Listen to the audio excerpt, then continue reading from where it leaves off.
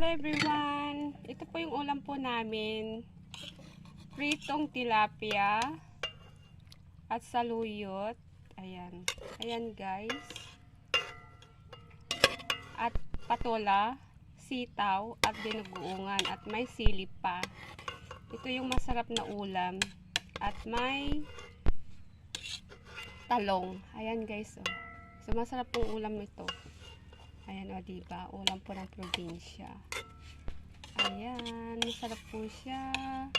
Ayan, tapos yan po ang aming ulam na patola, sili. Tapos, nilagyan po namin ng ulong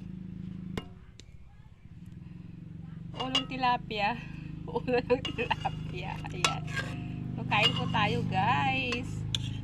Ito po guys, thank you for watching. God bless you all.